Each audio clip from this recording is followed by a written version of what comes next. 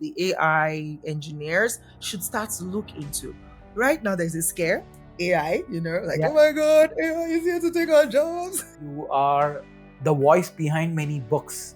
And you just said you also do jingles, you do speaker bios, and you record them. That career is so new in the entire industry. Now you've had voiceover artists, they've been there, right, for many, many years.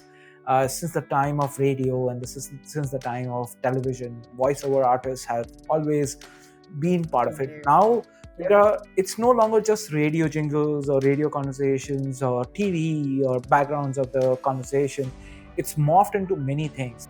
How is that space evolving? I know a friend who, he's a professional, he's a CEO of a company, but he's also a radio jockey. And he does that radio jockey because he just loves it, right? It's fueling his passion, honestly. Yeah. There's a fulfillment that comes from that would help him perform more in his corporate job. That's just the truth. Yeah. Right? And I think we miss that because there's a lot of factors that add up to that anyways. But yeah, I would say that, right now there's a scare. AI, oh my God, AI is here to take our jobs. Yeah. But for me specifically, in the African market, it is still pretty new. And yes, it is what it is. We latch on late to trends, to tech and everything, but there is still space for us. There's still room for us. So for example, AI right now, there are audio platforms where there are voices that are as close to human voices as possible. Yeah. But what about the emotional aspect, right? If I'm reading a book... They're pretty getting good, honestly. They're pretty getting good. Okay. But the thing is, again, for my market, they're not there yet at all. Because first of all, is even the humans, right? The humans themselves, they find it difficult to sound like us in Africa, right? Yeah. So it's still there is that inclusion aspect which people are not even considering. Exactly. Yes. So it's something that, even the AI engineers should start to look into. Yeah. Well, for now, my message is right now, there is none. There are a couple that has dabbled, but it still does not sound like us. Please stop it. We don't like it. Yeah, it's fake. You're not sounding like me. Yeah. Right? So that's a space for us as Africans. I guess maybe for other non-English speaking community as well, that is something that they can look into, because what we have that are like almost close to reality are the English speaking people. So you hear a British AI voice, sounds like human. They've already practiced enough or trained enough, learned enough to really add the emotion, the pauses. It's no longer sounding like, okay, welcome to the show today. My name is Energetic EJ.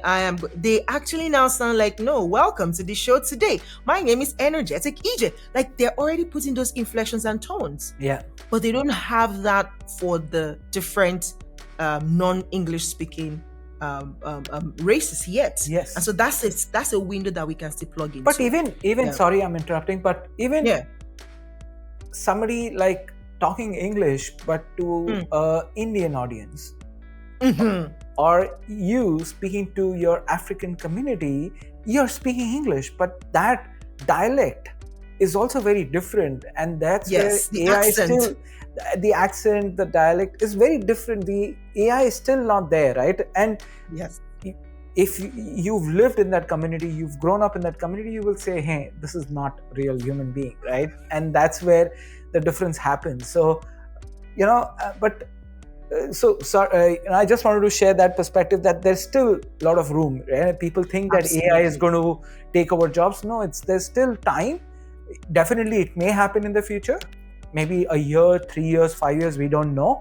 But there is space for that. But now there's still a window, yes. Yeah. There's still a window that we can tap into. And again, it's actually going to be like in a way, a collaboration, right? Because who's going to teach the AI? Yeah. It's still us. Yeah. So it means that if they hear more of us, then they can learn it to get better. Because at the end of the day, AI is supposed to enhance what it already exists. Yep. Right? So, but they need to learn it. So we need more of our voices so they can learn it. Yeah. Right. And so that's what I'm trying to, do in that regard. I don't know that I'm doing a great job of it, but I try. Every time I have the opportunity to speak on it, I try to sow the seeds. I'm a believer in seeds. Like, okay, because I also believe that I'm an inspirator by design. So there are things I say, there are things I allude to that sometimes are not for me, and I've noticed. But they flow through me as a channel, and then the person who is for catches it and runs with it. Do you see? So that's why I also do not keep quiet, or I'm not afraid to be here and there sometimes, because I know that sometimes the things that come to me are not for me. But the person it's for has access to me, hears my language, speaks my language, understands me, connects with me. So when I say it, they understand it even better than I am saying it, and they run with it. And so I'm not afraid to say, oh, this is something that comes to mind. Yeah. Doesn't mean that that's like what I am, sitting down on. Okay. But, it is what it is. And that's why I'm not also afraid to evolve. I've evolved a lot over the years, and I'm not afraid to evolve. So if I start a project now and it's looking like, okay, it's not working, I just go back and ask, like, maybe I didn't hear correctly, or I didn't feel it correctly, I didn't listen to my intuition correctly, right? Or maybe I did not spend enough time to chew on it, to sit on it. This one I'm learning now, because as a sanguine and as a very, very, quick person, we think on our feet, like we're quick, right? But that's the blessing of an introvert. An introvert will chew on it. They will sit on it. They will look at all the different scenarios. What are the possible, what's the worst case scenario? It's just that sometimes they now overdo it unto the point of being paralyzed. Like, okay, it's a lot of work, I can't do this, right? So it's like finding a balance between it. So as somebody who is extra, who likes to do, I need to learn consciously, right, and intentionally how to chew on things, especially ideas, to brood on it, to make it sit, to look at, okay, what are the possible outcomes? What is the best route to go about it? These things I'm learning as I go. And I'm not saying it works all the time, but I'm grateful for my journey. And that's why life is exciting, really, because it's a journey, right? So it is. If you lose your way, if you're in Dubai and driving and you lose your turn, it's fine. It might add like 20 minutes to your time, but you're still going to get to your destination. Definitely. I hope you enjoyed this clip from my podcast series called Masters Decoded. The intention of bringing these clips to you is to allow you to understand some key moments of the conversations I've had with my guest. I would recommend and highly encourage you to listen to the entire podcast, which you can find the link to the podcast in the description below.